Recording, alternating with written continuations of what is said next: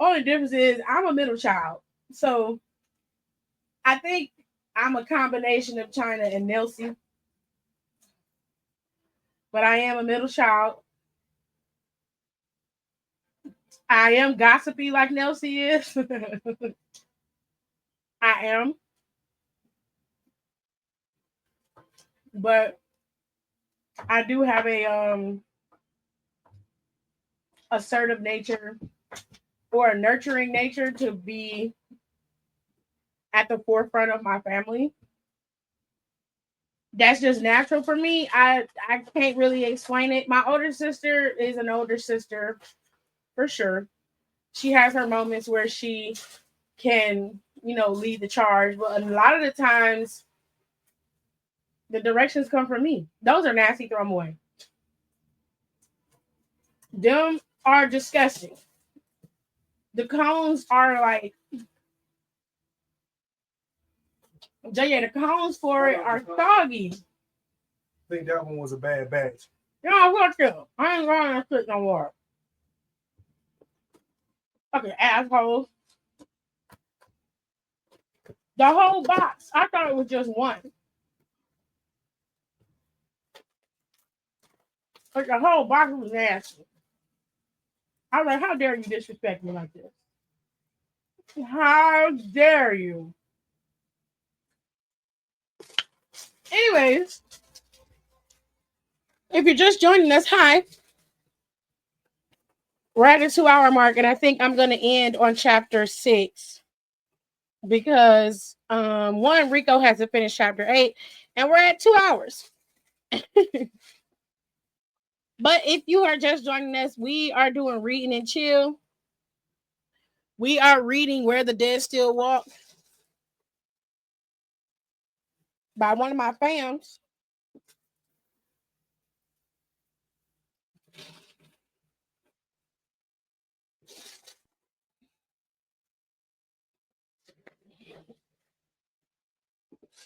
And we are on chapter 7, which is titled Victor Vix Soto. Now, we already gone over what the book is about. The book has to deal with the post-apocalyptic world and everybody living in that post-apocalyptic world. And of course, the waste, aka the zombies that live in this world. That's not what I said, Rico.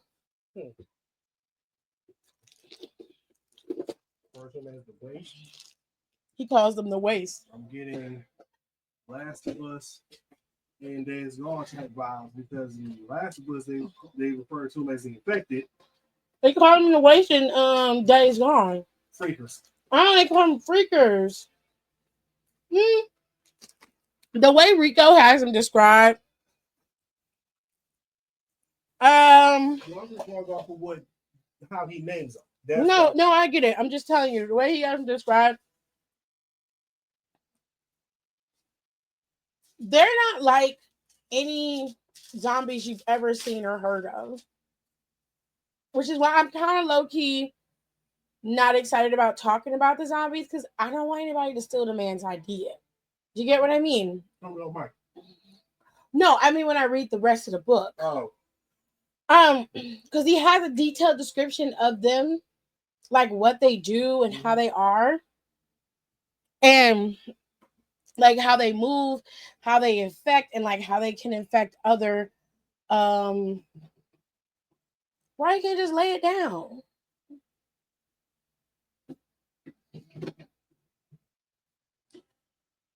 And they infect like everything. But I'll explain to you later, okay? But like, first of all, I was not talking about your book. I was talking about the ice cream cones that we had in the freezer. Your rude ass. And I did say we were reading chapter 6, and I said we are on out 2 hours. We're not gonna be able to. May get into chapter 7, depending on how long this fucking chapter is. So, what did we read? We read 4 and 5, and now we're on chapter 6. That's 3 chapters. Last time I think I did 3 last time. I did chapters 1 through 3 last time, so I'm on a 3-chapter fix. You taking a break? I'm always up. By the way, if y'all care, I am gonna be playing what's it called? Crime Scene Cleanup, which is actually a pretty decent game. I might stream it on my Twitch, and then I'll try to see if I can stream that on my YouTube. But for whatever reason, when I stream from my Xbox, it does not let me stream to my Twitch. I mean to my YouTube channel at all. But I am playing Crime Scene Cleanup, so I'm gonna stream it to my Twitch account. If y'all don't follow me on Twitch, sometimes I stream the games that I play. I don't always have a headset on because AJ keeps the headset and I just don't use it for my Xbox as much as I can. But if y'all want to follow me after this over there while I play Crime Scene Cleanup, I'll still be over there and we can still chit chat about some things. If y'all wants to. But Crime Scene Cleanup is pretty fun. But we gonna finish reading this book. Okay. And then I'll start streaming. Because I was going to stream 2K, but see, my biggest problem with streaming 2K25 is that the goddamn game glitches on me. Like, I just created a character earlier, and Gerard watched me. You watched me, right, babe? That bitch, I was quick saving every second, and as soon as I got done doing the top for my character, that fucking thing, it was right when I was doing the hands. When I was adding the accessories, the belly button ring, the rings on her hands, all that stuff. As soon as I added that, that fucking game clicked off. And every time I do it, AJ, it does that. It only starts happening when you start adding the accessories. And it doesn't give me the option to report it. You know what I'm saying? It's not letting me report the glitch. And 2K ain't sent out a patch yet. They ain't sent out a patch for shit. And I'm so fucking mad at them. I'm so angry. Because I'm like, this is $100 game. And I know I'm not the only one experiencing these glitches. You know what I'm saying? I'm not the only one. And why is there's no way for you to send out the diagnosis of the glitch? Like, why are they not giving me the option to send out the diagnosis of the crash? When it happens on PlayStation, it pop up right after it crashed, don't it? The message come up and say, do you want to send this to the developer? It don't even ask me for a report. It just cuts off, takes me back to the beginning screen, and then I'm stuck starting over again. And I heard that people just abandoned the island. They were just like, fuck that island, nigga. All the 2K, the NBA 2K players on Twitter was like, y'all niggas is finna be mad than a motherfucker. I was like, I had no desire to play the island whatsoever. The best cosmetics is locked through the island. Mm-hmm. Alicia Hare. Stole home plate. On our home plate? Mm-hmm.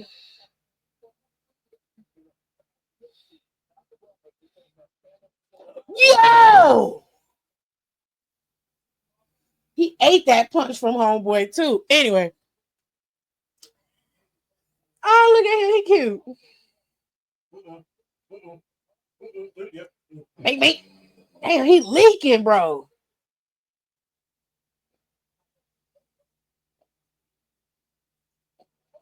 Anyways, we watching ESPN's top 10.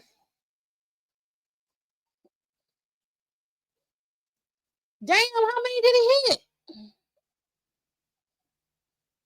He hit 4 home runs in the game.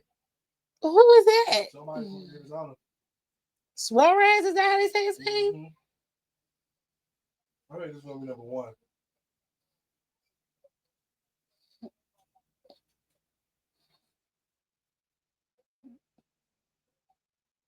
Well, the ball was in the hoop. Yeah. All right, y'all. So y'all ready? Oh, they talking about Shador? Mm-hmm. We're getting GTA, and before Shador Sanders get drafted, Yo, that's crazy. They wrong for that. Whoever did that prank call to him was fucked up. Yeah, I hope they get theirs. One thing before we go back to Rico's book, y'all. So Patrick Mahomes is getting in trouble because he said his hair was nappy. He said, I can't believe y'all let me walk around with my hair nappy like that. And I was like, why y'all mad at him for that? And they was like, that's his white side talking. I'm like, well, like we used to say our hair was nappy. We used to say that. That was a thing. And I'm like, he do come from the South. I don't think there's any ill intention behind it. I think that's just the way he talks. You know what I'm saying? And I'm like, in the South, they still refer to kinky, coily hair as nappy. That's still a thing, you know? But I think people are too, I do think in that sense, people are overly sensitive. And sometimes, you know, when you know better, you do better. You do have to remember that Patrick Mahomes is mixed, and that's part of the issue. Why a lot of people said he said what he said that he's equating his hair to being bad because it was, you know, curly like that. But to be fair, his hair was far from nappy. It was more curly and dry than anything else. I was just like, maybe you should have just, you know, been putting some earls and butters in your hair. But then you got a white woman as a wife, and she don't know no better, and you don't know no better. That's all that matters. Is you don't know no better. He said, I have been free from this kitchen, Jared. He said, Oh no. Dobby is free. That's what he said.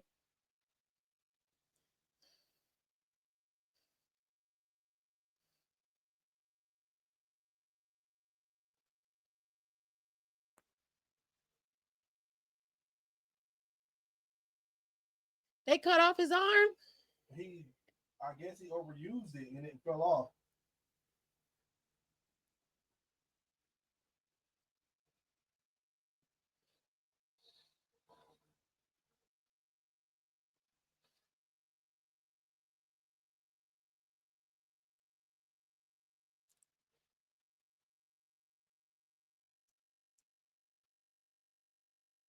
Try that's him.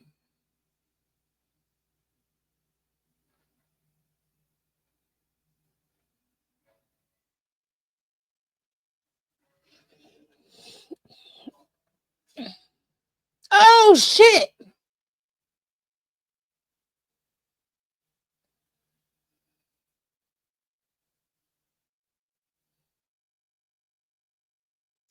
Damn, Jared over here playing Expedition 33. This shit is wild as fuck. Oh shit.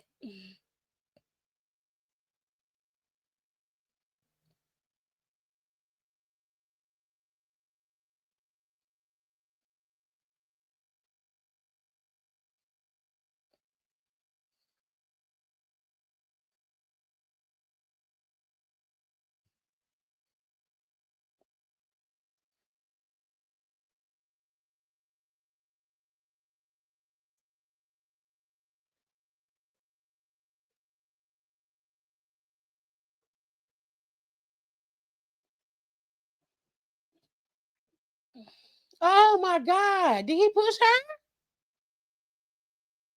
Baby, what he I do? don't know. This is goddamn.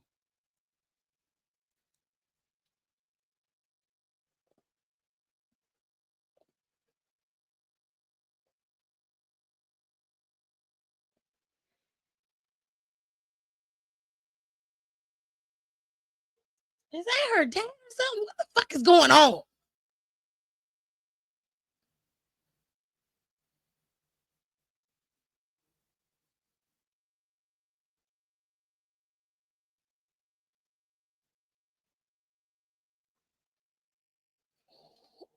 Oh Lord.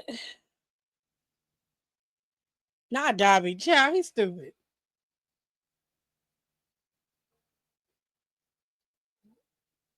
She came back. Stronger than what she realized.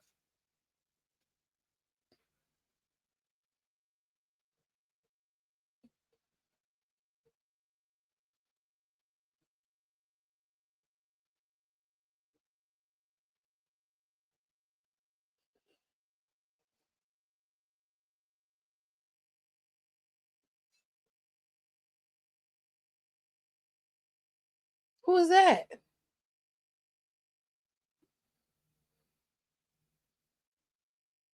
Who the fuck is that?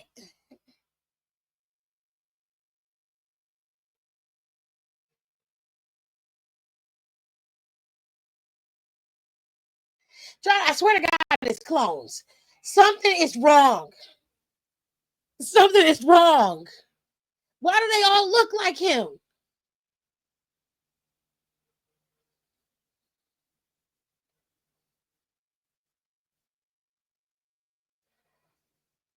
Hold on, y'all. I'm trying to understand what the fuck is going on in this game.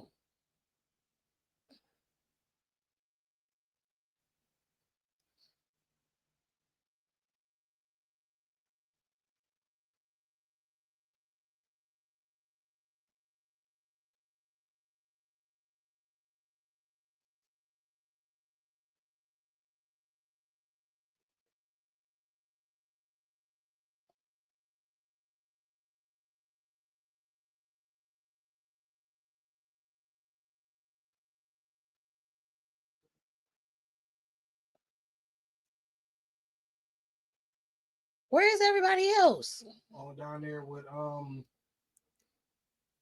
SK.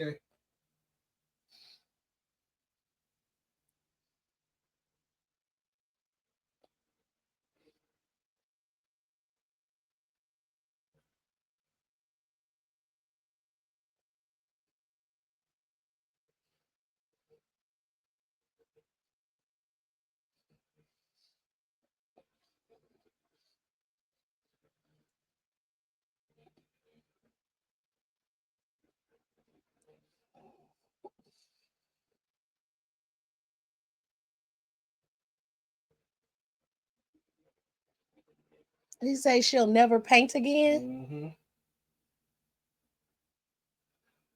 Damn, Gustav dead. The game just started.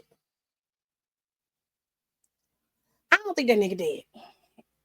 I'm telling you that them motherfuckers is clones, Jared. Because what the fuck is going on?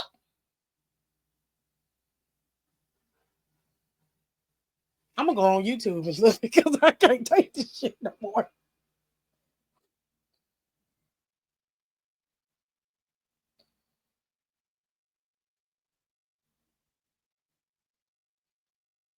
I thought Gustav was the main character. Maybe the main character, the main character.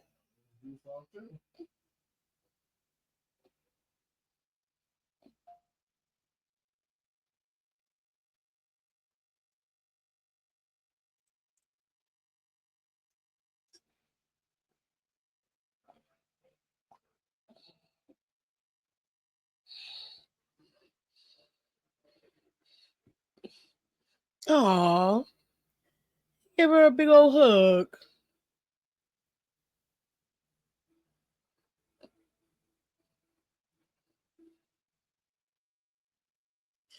Oh, baby. The managers asked me how I like my fry training. And I said, well, I learned a lot. Most apparently, I learned that I don't like it. And everyone wanted fucking salads and BLT tots today. So I kept having to build those while dropping starches. And people kept asking for them damn birthday cookies. I said, y'all gotta calm down. But anyways, despite our dislike for Todd's name, he is a character to keep note of. Oh shit. Why'd she change her clothes?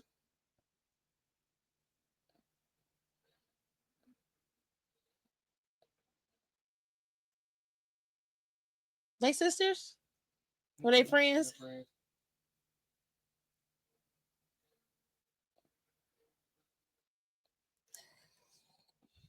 Oh hell, Rico done got us all trapped in this goddamn story.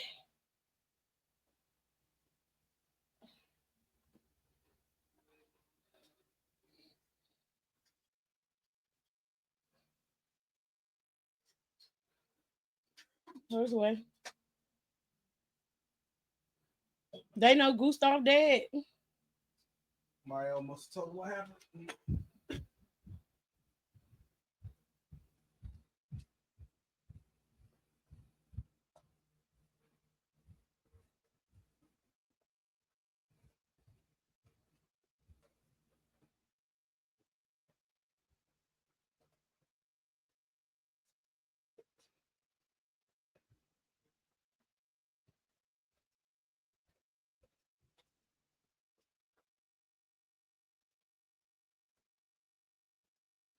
Ooh, Charlie's hot. All right. Oh, Gustav. Who that?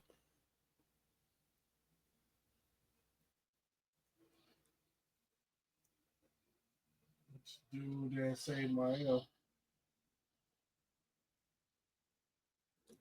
Something's wrong, Jared. Something stank. That man ain't dead.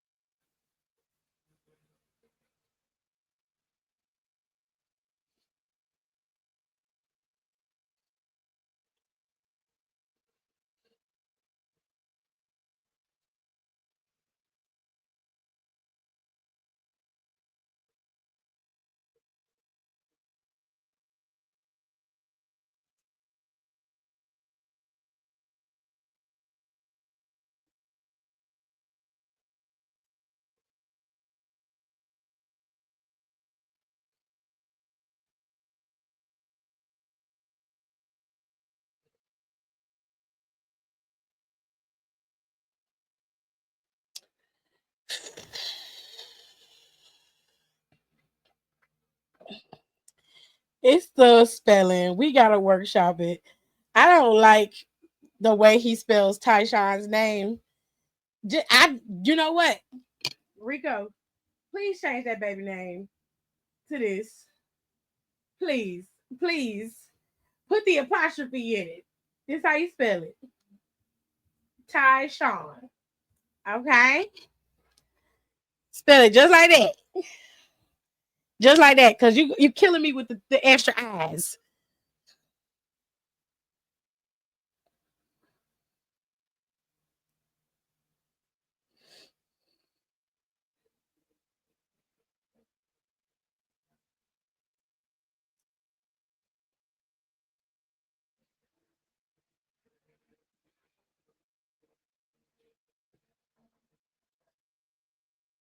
What is it? Marcel. That's Gustav. Jared, they playing with us. They don't see that man just look just like the nigga they killed. They don't see that.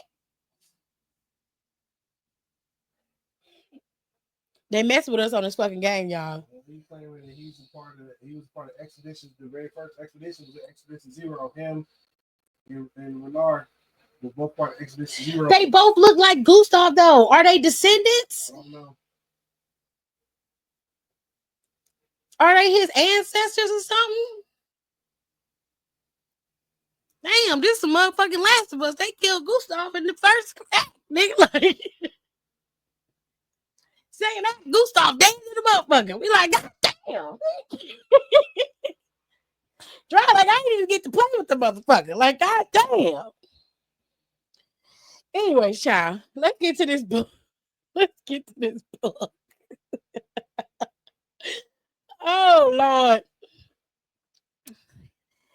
Chapter 6. Victor Vix Soto. Let me get back in the dark. It help me focus. It gives me sleeps. It gives me foods. It gives me sleeps. All right. If John found this hiding place too, I'm going to scream. I'm frantically digging around the flower pots behind the security building. One of the few places I knew John wouldn't think of looking, or at least I thought so. All the potted plants and flowers have been reorganized. For what reason? I could not tell you, but they were. They got to be here somewhere. I know he hid them somewhere.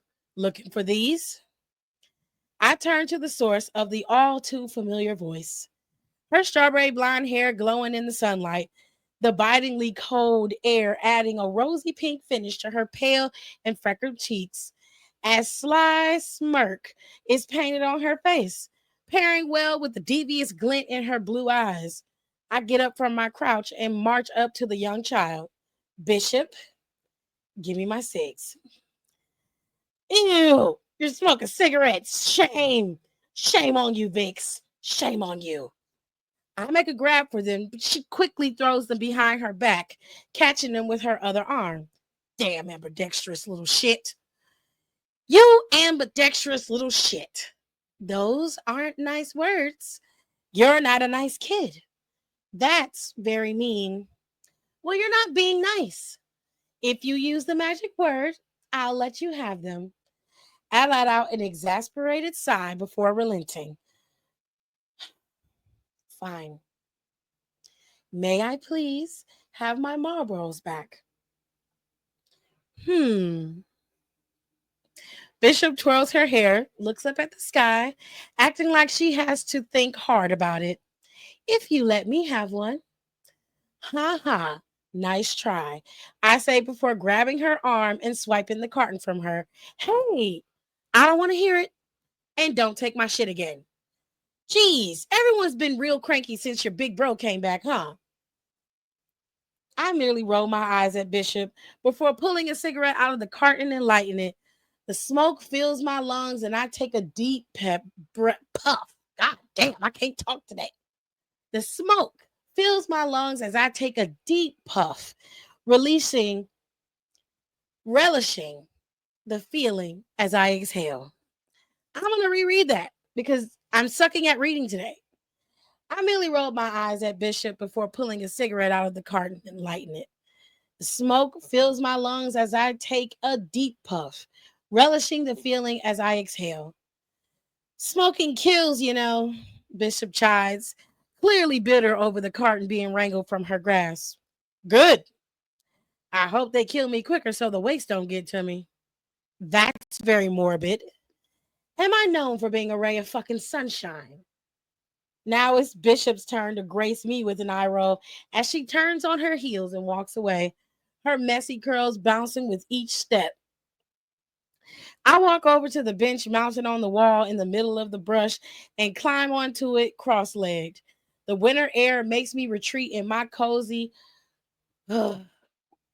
I hate when you put words in here that I have to try to figure out. I'm smart, but I'm not that smart.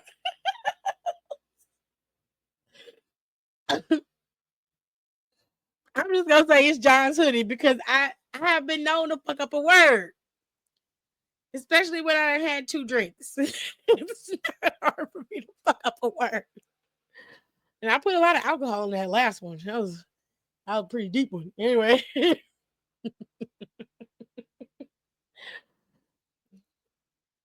I have been the winter air makes me retreat in my cozy solace that is John's hoodie. Letting the toxic smoke of my cigarette warm me up on the inside. I used to stash my cartons under my desk, had them taped up so I could sneak one every now and again. But John found those within the first 3 months that we started sharing quarters. The decision to hide them in a hanging pot of hydrangeas came to me from the fact that I was no longer going to be working as the head of countermeasures, and I absolutely hated hydrangeas. No way for John to find them, even accidentally.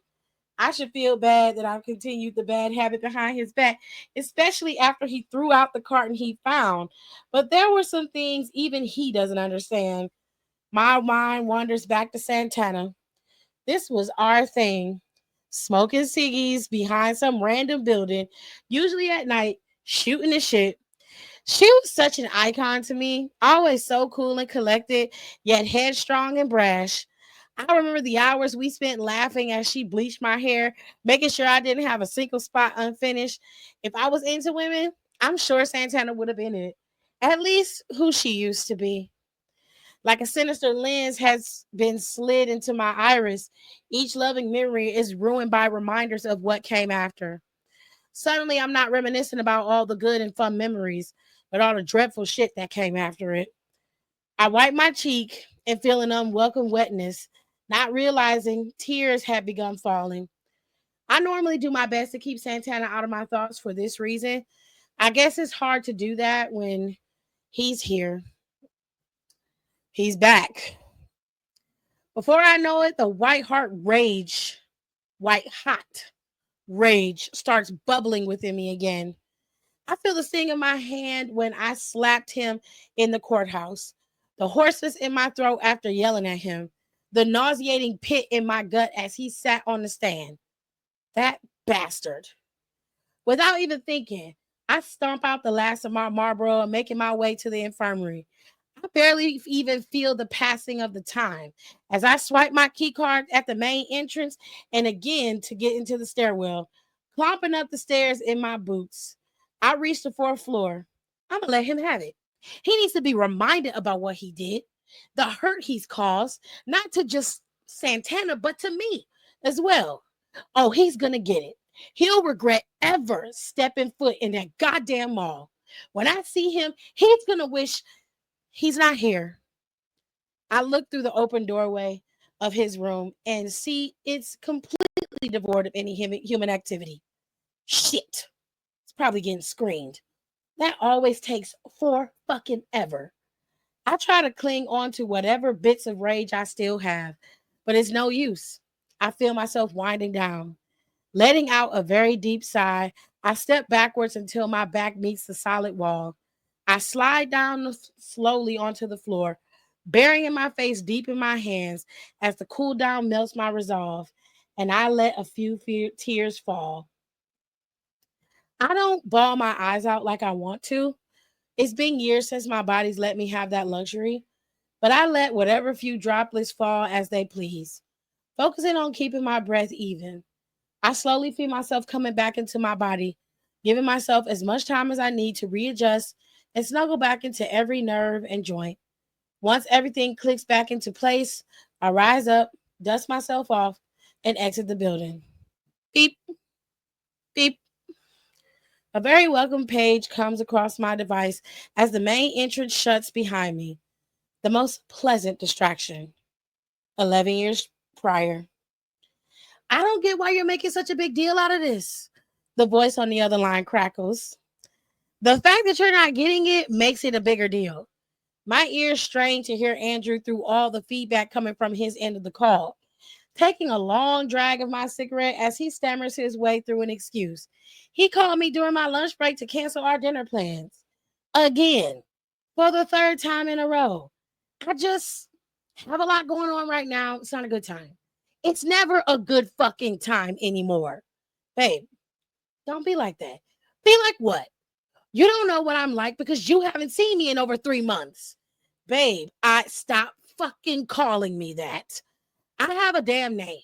So call me that when you're ready to actually see me again. And with that, I end the call. I cram my phone in my back pocket as I take another pull from my red. I flick the head of my half burnt cig, sending particles of ash in the air as a small but still lit ember travels down to the fabric of my pants. Fuck! I yelp helplessly as the ash singes straight through the light material of the white houndstooth and burns my thigh. I look down at my watch to check the time, seeing I'm well over my break. I curse at myself as I work out when to give that time back. I compose myself quickly and march back inside, swiping my badge over the door to get back inside, greeted by the lovely receptionist Jill. Hey boo, how was your break? I'm sad it's over, Jill. I can't really talk right now, though I'm late getting back. Jill says something back to me, but I barely hear her, swiping my badge again to get onto the production floor. The floor is bustling today, the sound of each agent taking calls forming a rather dull chorus. I zoom over to my side of the floor, feeling my calves engaged with every step. Sitting down at my desk, my manager Tawny barely acknowledges me. You're late from your break, Victor. I know. Just go ahead, add those extra 10 minutes to the end of my shift. All right, I'll code it. Hmm. The keyboard clacks under my rushing fingers, the increased pace leading to typos that cause me to re enter my credentials for a second time, and then a third. But finally, I'm back in the system, hurriedly clocking in as I log back into Citrix. I'm back in, Tawny. Sounds good. Just remember, you have 15 more calls to take for the week. I give her a nod and immediately turned my attention to the Slack channel, scrolling through all the messages I missed to see if anyone still needs help. There were like 4 questions put in that hadn't been answered.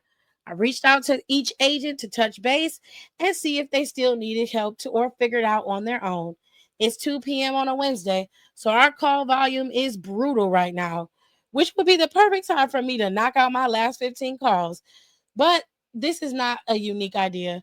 Every other trainer in SCA also takes their calls around this time, often leaving the agents on the floor without any help available.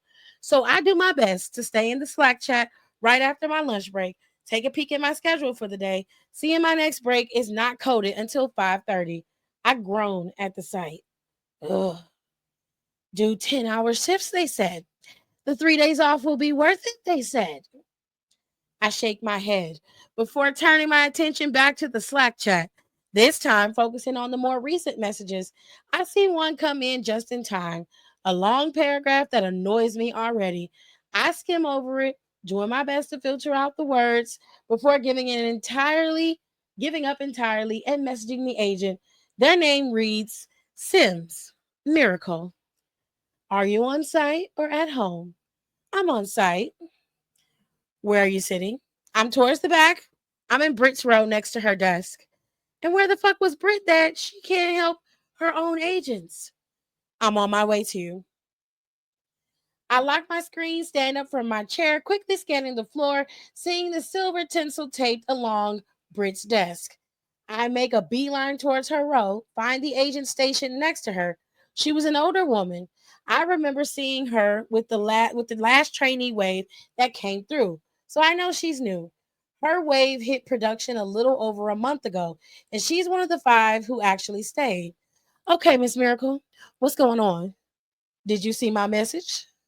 I skimmed it, I admit. But we've told y'all about sending paragraphs in Slack, so it was too much to read, and now I'm here physically. So tell me what's happening. She holds her finger on. Hold on, I gotta check back in with my customer. Pressing the hold button on her soft phone, she goes through her scripting and places the customer back on hold. Okay. So this lady said that when she purchased the car, the dealership had overcharged her, and the amount on the loan is more than what she applied for. I let out a sigh. That's in origination's call. They need to file a funding correction work item. That's the thing. No, they sent her to me because they said the loan's been funded already. Yeah, they are gonna do that, but that's a work item that only they have access to. See, I said that because I tried to transfer her earlier and she said she's been transferred a lot. So I did a warm transfer. But they said since the loan's been funded for a year and she wants the interest refunded, that they can't do nothing.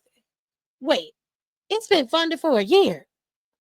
I asked, absolutely gobsmacked. Yeah, it says the loan contract that originated in November of last year. We're almost in January. I rasped, letting out a quick few coughs, pounding my chest with a fist to regain my composure. Here, I began. Send me her party ID so I can look into the account. But the most we can do is get her back to originations. I'm sorry. So they can do that work item. But she says she wants the interest refunded. And that is something we can do, Miracle. I told her I don't know. My eyes grew wide. Miracle. What? I don't. I let out a deep breath, fingers pinching my nose as I felt the beginning of a tension headache. We cannot refund interest. That is strictly on the Federal Reserve. Now, and don't tell her this, but the only way interest can be refunded is if the bank gets audited by the CFPB. But if that does happen, it'll be years in the future. So don't tell her that. Okay?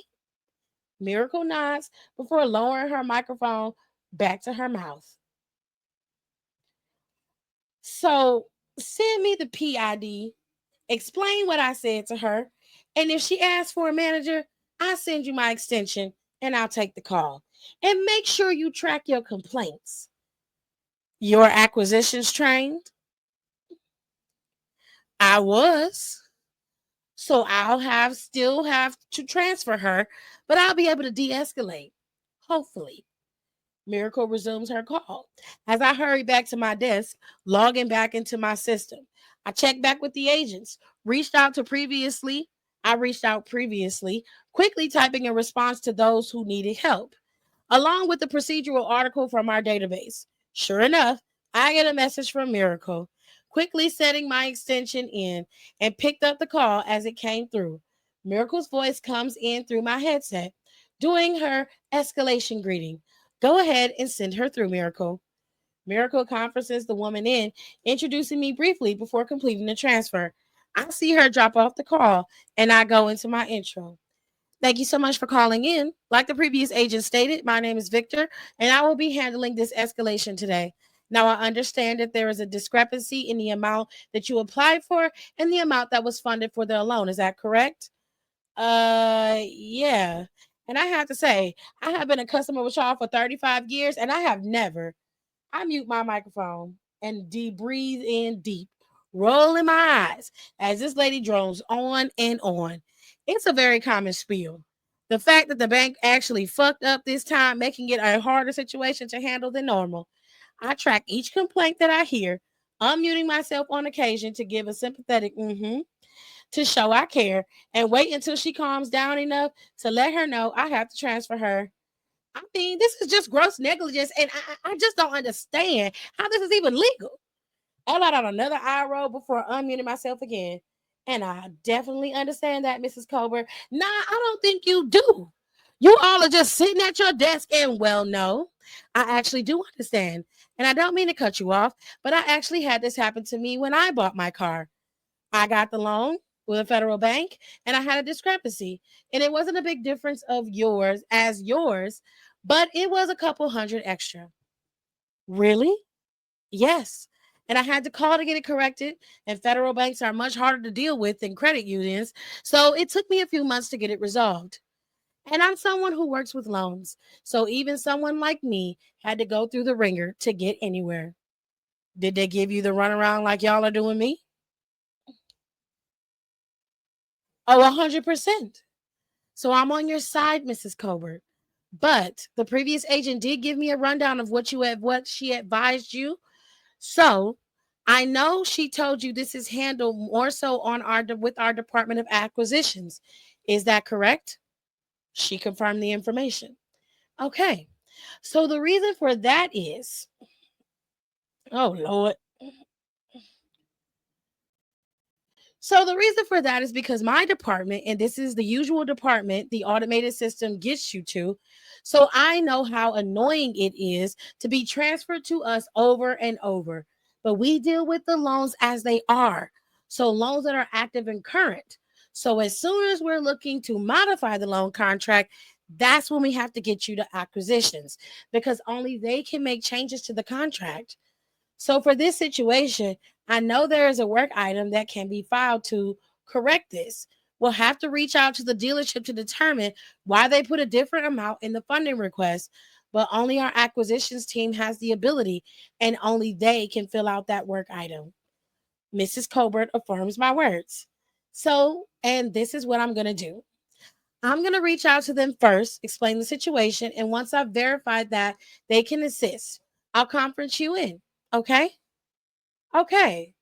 Well, how will I know you're not just gonna put me on hold and hang up on me like everybody else has been doing? I press my lips together and hang my head before pulling the complaint to a back up and filing another complaint for the disconnects. I'll make sure to check back in every 2 to 3 minutes just to let you know that I'm still on the line. And I've also been actively tracking all the information you've given me about how hard previous representatives have made this process so we can make sure it gets reviewed and prevented. Okay? She lets out a deep sigh.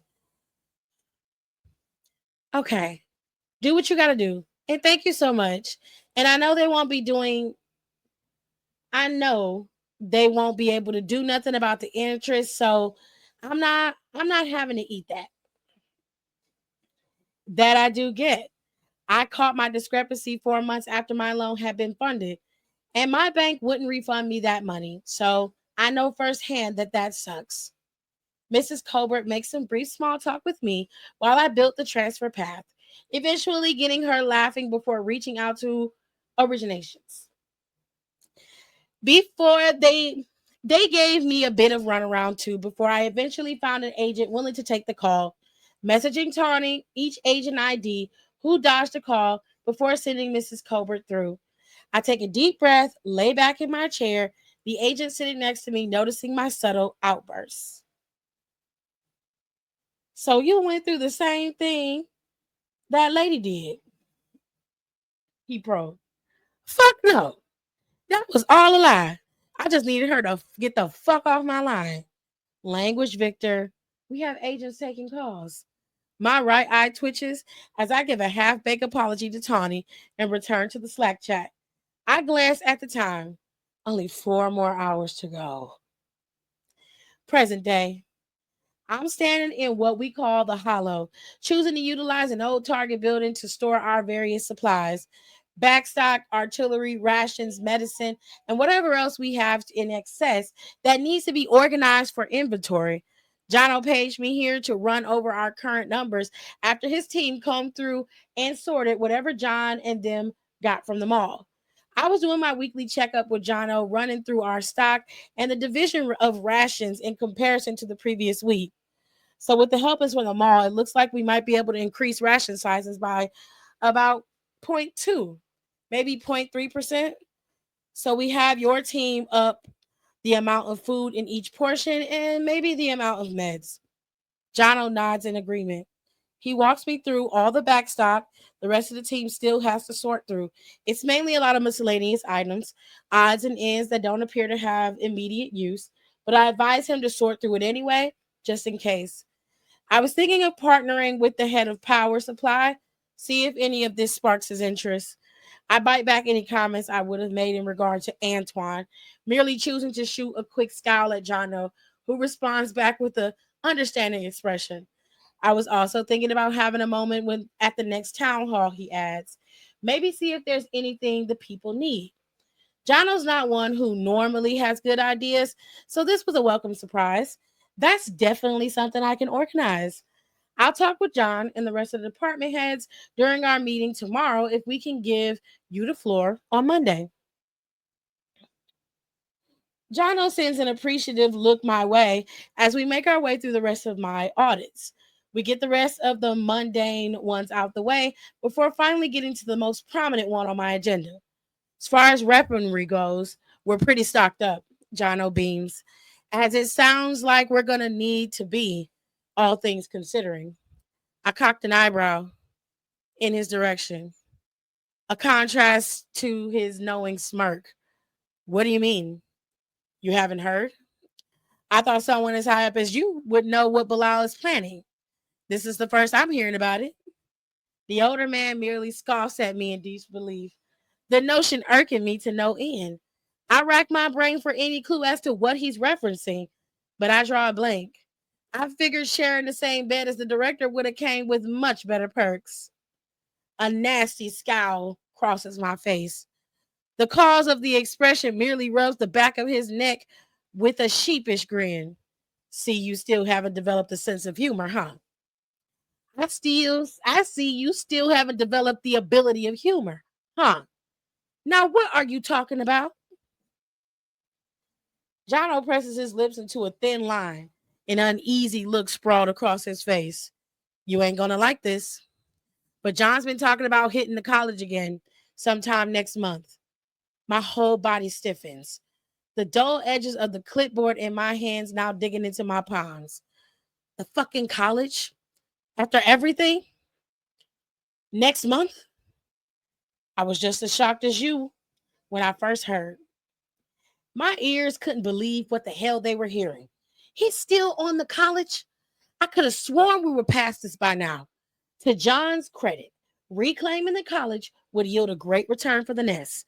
The laboratories have a great deal of equipment that can still be used for repurpose. Not to mention, the university can provide a whole new area of expansion. We're always going to need more housing, storage space. There's even a greenhouse on campus that we can utilize to grow more food.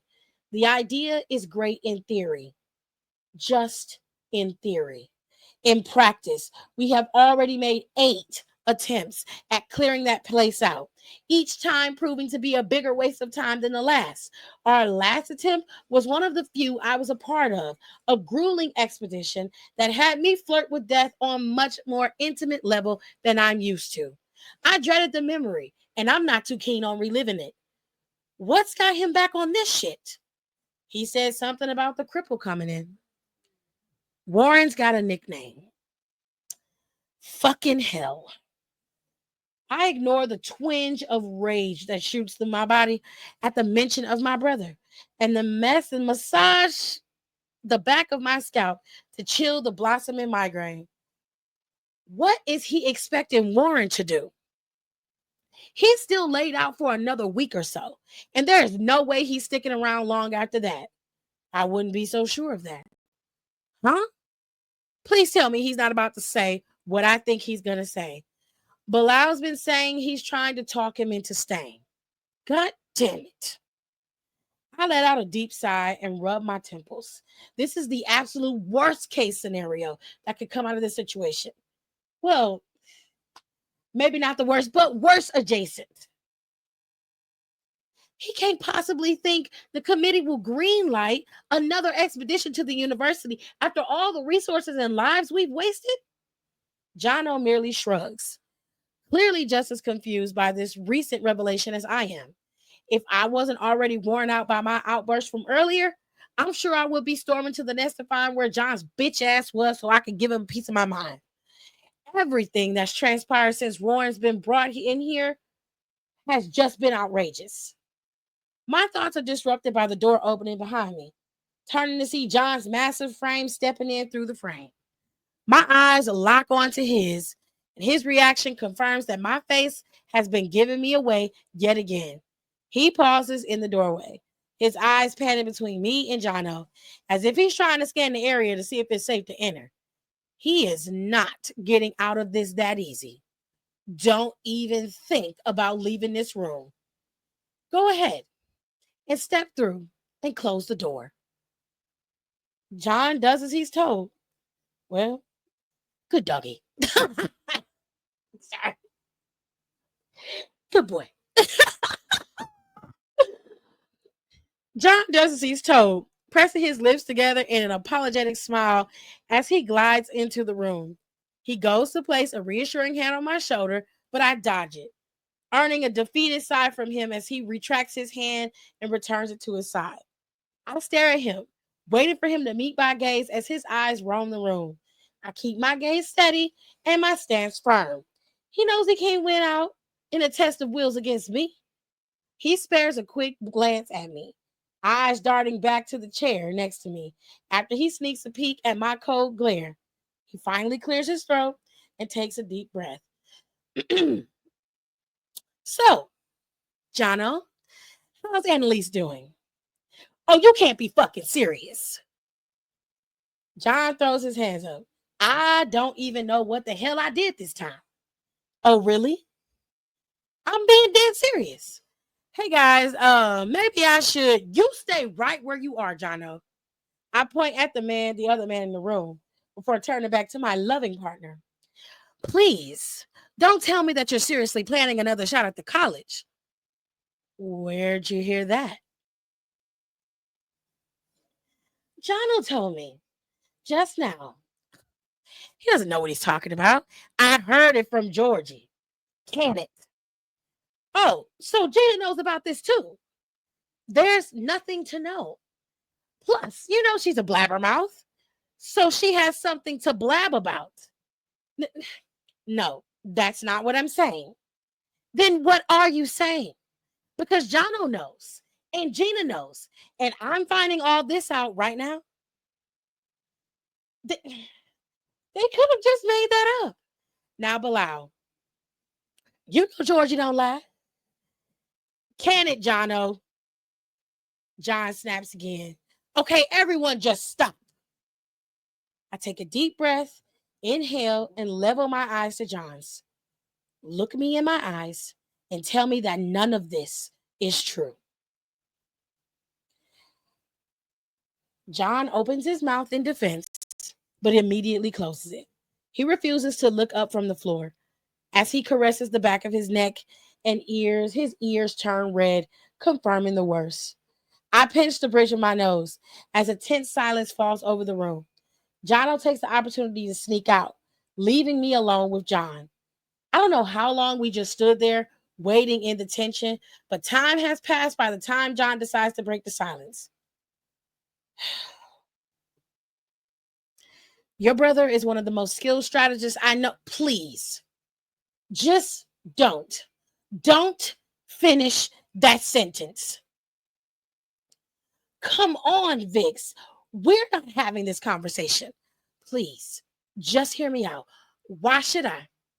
After all we have sunk into that place, after all Warren has done, why should I? I'm practically yelling at this point, dumbfounded by John's boldness. I mean, come on. How does he think this is going to work? Warren's a skilled strategist. So what? That doesn't negate the miles and miles of waste leading up into and surrounding the area. Every expedition we've made towards that godforsaken place, we've lost 3 or more people, wasted tons of supplies, and been forced to abandon and retreat. Him and Fitz saw something of value at that college, so much so that Fitz passed down his obsession to John when he took over. But whatever they think they see in there cannot justify everything we have thrown at it. I just don't get it. Just why? Why would you want to go back there again? I thought we had moved on. The silence fills the room once again, each second stretched into an eternity, as I wait for John to defend himself, to explain himself. I waited and waited. The situation has changed. John's voice breaks the harsh silence. We haven't had Warren's talents until now, Vix. I mean, he could change everything. You can't put that all on my brother. And I doubt that he's going to stay here long once he's healed. You don't know that. And you do? This shuts John down.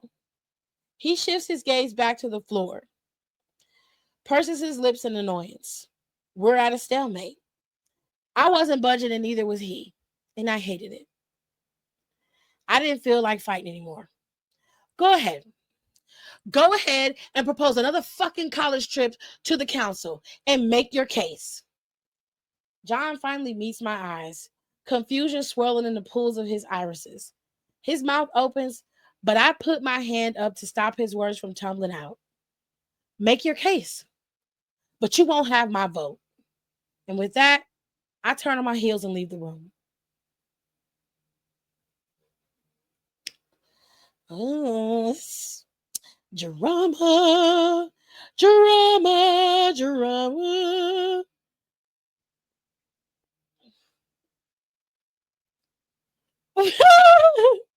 Hi, Nicole. We're reading Rico's book. We're taking a break from wrestling and we're reading Rico's book, Where the Dead Still Walk. It's a pretty good book. It's dramatic as hell. It's very much Rico, honey. That was a pretty short chapter. We're on 3 hours. I think I can squeeze out another chapter. Let me see. Chapter 7. Let me see. Ooh, chapter 7 is Georgina. Okay, so what I'm going to do.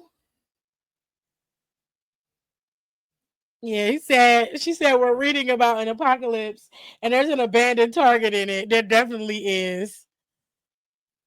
I think 7 is around the same length. Okay, so what I'm going to do is I'm going to end this live because I don't want this live to be 3 hours. It's already 3 hours. I'm going to end this one and I think I'm going to split it up into parts so people can listen to it in an hour or so and not have to sit through 2 or 3 hours. I'm going to take this live down after it gets done. And I'm going to come back immediately and start a new live. And we're going to finish chapter 7 because it's not as long as chapter 4 was. And chapter 5 and 6 were relatively the same length. So Rico says that chapter 7 is the same. So we're gonna do chapter 7. I'm gonna finish out chapter 7. I'm just gonna put it up in a separate live from this one. Okay. So just give me a minute. I'll be back in like 2 seconds. I promise. And y'all, all 6 of y'all, bring your asses back in here. Okay, so you can hear this Georgina chapter. Because Rico said this one is messy. He said we learn about Georgina and her bullshit. I don't like this hoe already. Okay, I don't like her already. So I know some shit about to go down. But anyways, it's 12 o'clock. So we got another hour. And I'm geeked up on 2 cups of coffee. So I'm going to read this chapter. I'll be back. Thanks for tuning in. Don't forget to rate, comment, and subscribe for more wrestling content. Check out our merch and consider becoming a member for exclusive perks, special emojis, and members-only content.